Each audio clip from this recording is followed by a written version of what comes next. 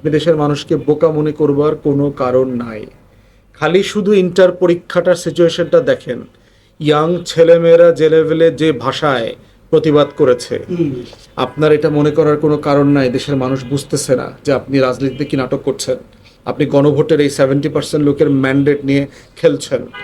এই খেলা বন্ধ না করলে যেটা হবে, আপনার রাজনৈতিক মৃত্যু হওয়ার সম্ভাবনা আছে। আওয়ামী লীগ একইভাবে জনগণের ম্যান্ডেট নিয়ে খেলছে। উন্নয়নের কারণে আওয়ামী লীগের পতন হয় নাই, মনে রাখবেন। আওয়ামী লীগ অনেক উন্নয়ন করছে, আওয়ামী লীগ অনেক কার্ড বিতরণ করছে, লক্ষ লক্ষ মানুষকে মাসে মাসে টাকা পয়সা দিচ্ছে, লাভ হয় নাই। এত পদ্মা ব্রিজ কইরা, মেট্রো রেল কইরা হাসিনার পালানো ঠেকানো যায় নাই। অতএব আপনাকে জনগণের ম্যান্ডেটের জায়গাতে আসতে হবে।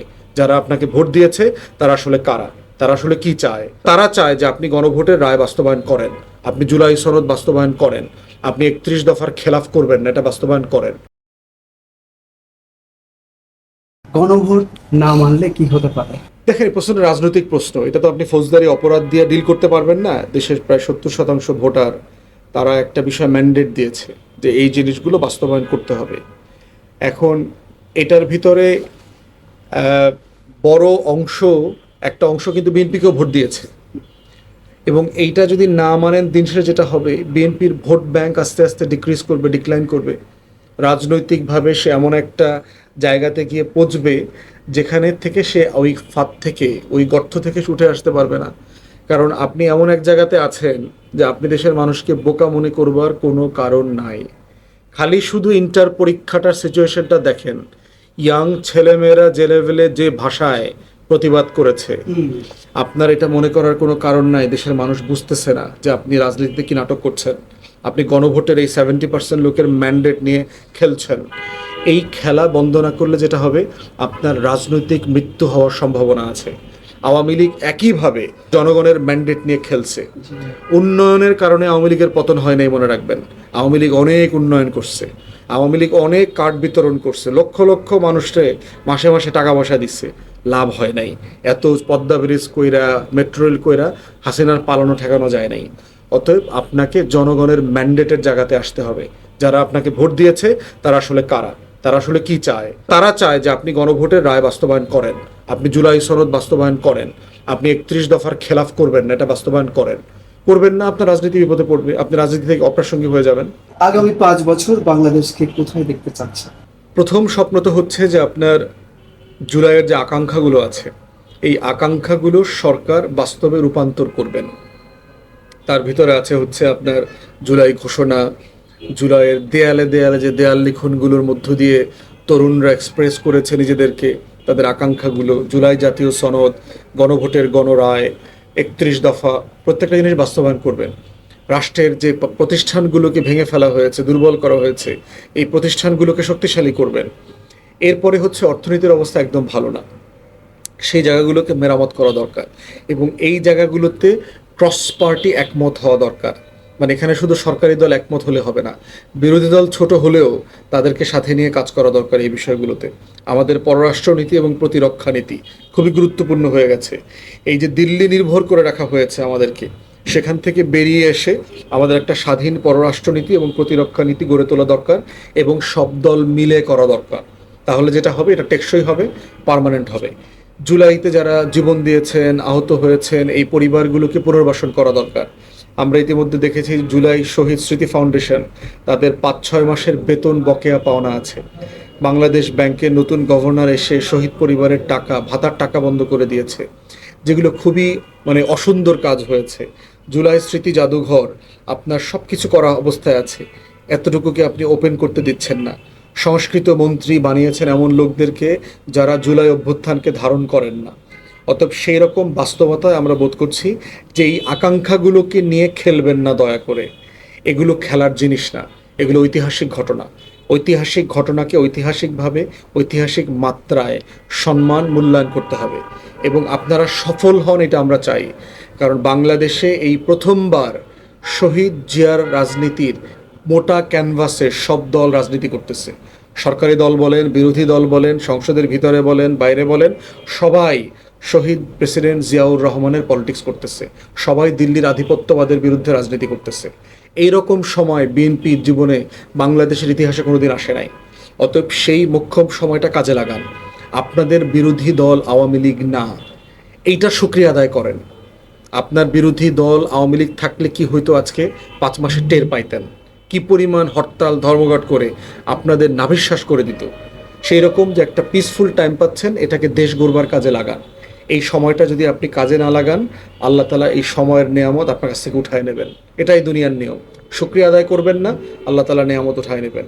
আর যদি জুলুম করেন, আবারও মানুষের প্রতি কঠোর হন, ওয়াদার বরখেলাফ করেন, যা যা আগে হয়েছে তাইতেই হবে। পৃথিবীর ইতিহাস তাই, আবার ইতিহাস ফেরত চলে আসবে। ডাকসুর ভিপি পদে থাকতেই সিটি নির্বাচনের অংশগ্রহণের ঘোষণা দিয়েছে, এটা নিয়ে আলোচনা সমালোচনা, আপনার মতামত কি? এই ব্যাপারে আমার মতামতটা মিক্সড। একটা বিষয় হচ্ছে, যেটা আমি সাদেক কায়েমকে নিজেও বলেছি, যে আমি চাই ওর মতো ছেলে একটা সার্টেন টাইম বিদেশে গিয়ে পড়াশোনা করে আসুক, একটু লেখাপড়া করে সারা পৃথিবী দেখে এসে, ঘুরে এসে 5 বছর 10 বছর সময় নিয়ে আবার পলিটিক্সে ফেরত আসা, একটা ক্যারিয়ার তৈরি করা দরকার।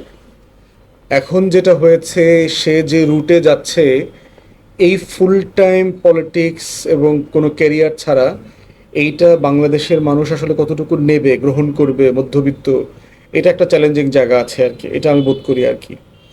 আবার এটাও তো জরুরি যে রাজনীতিতে একটা গ্যাপ হয়ে যায়। আপনি রাজনীতির যে মোক্ষম সময়গুলো আছে, সেখানে যদি আপনি মাঠে না থাকেন, আপনি ওই মুহূর্তটাকে মিস করে ফেলবেন। অতএব সেখানেও যুক্তি আছে যে সে যেহেতু রাজনীতির মধ্যে আছে, তাকে রাজনৈতিকভাবে কাজে লাগানো। আবার বয়স একটা ব্যাপার, যে ঢাকা মহানগরী দক্ষিণ হচ্ছে বাংলাদেশের সবচেয়ে গুরুত্বপূর্ণ রাজনৈতিক শাখা। এরকম একটা শাখায় নেতৃত্ব দেওয়ার জন্য তার বয়স, অভিজ্ঞতা, রাজনীতি, লেখাপড়া সব কিছু মিলায়, ক্যারিয়ার, তার পারিবারিক জীবন, এই পুরোটা মিলে একসাথে যায় কিনা, এটা একটু বিবেচনা করলে হতো কিনা। আবার অন্য মত হচ্ছে যে আপনার জামাতে ভালো ক্যান্ডিডেট নাই। আপনি জানেন যে জামাত হচ্ছে কর্মী বেশ সংগঠন, তার তার পরিচিত ভালো নেতা নাই, যাদেরকে মানুষ চেনে, যাদের ব্যাপারে কনফিডেন্স আছে। তো সেখানে জামাতের এই নেতৃত্বের সংকটের জায়গাতে এই বিষয়টা তারা আলোচনা করেছেন যে সাদেক কায়েম ছাড়া তাদের এখানে খুব প্রমিনেন্ট ফেস নাই, যাকে দিয়ে তারা আসলে ইলেকশনটা উঠাইতে পারবেন। আবার দক্ষিণে জামাতের ভোটও অনেক, তারা তো এইবার জাতীয় নির্বাচনে অনেক ভোট পেয়েছে। তো সেই সব কিছু বিবেচনায় তারা এটা বোধ করছেন। তো এখন দুইটা সিদ্ধান্ত, একটা হচ্ছে জামাত দল আকারে সিদ্ধান্ত নিতে হবে যে একজন নেতাকে তারা এখন কাজে লাগাবে না ফিউচারে বেশি কাজে লাগাবে। আবার সাদেক কায়েমকে পার্সোনালি প্ল্যান করতে হবে যে আসলে আমি এখন এই পলিটিক্সে ঢুকবো, জাতীয় রাজনীতিতে ঢুকবো কিনা। এমনও তো হতে পারে যে সেপ্টেম্বর অক্টোবরে আবার ডাকসুতে নির্বাচন হবে, বিকল্প জিতে আসার মতো ভালো প্রার্থী আছে কিনা, না সাদেক কায়েমের নিজেরই আবার ডাকসু নির্বাচন করা উচিত, সেটাও বিবেচনা নেওয়া যেতে পারে। তো দিন শেষে এটা সাদেক কায়েমকে এবং তার দলকে সিদ্ধান্ত নিতে হবে যে আসলে সে কি করবে। সে যেটাই করুক, তার জন্য আমার দোয়া, আমার খুবই ভালোবাসার আদরের ছোট ভাই, তার জন্য আমার দোয়া থাকবে, শুভকামনা থাকবে সবসময়। বুদ্ধি পরামর্শ দিয়ে যে কোনোভাবে হোক তাকে আমি সাহায্য করার সুযোগ যখনই পাবো আমি করব এবং করে যাবো ইনশাআল্লাহ।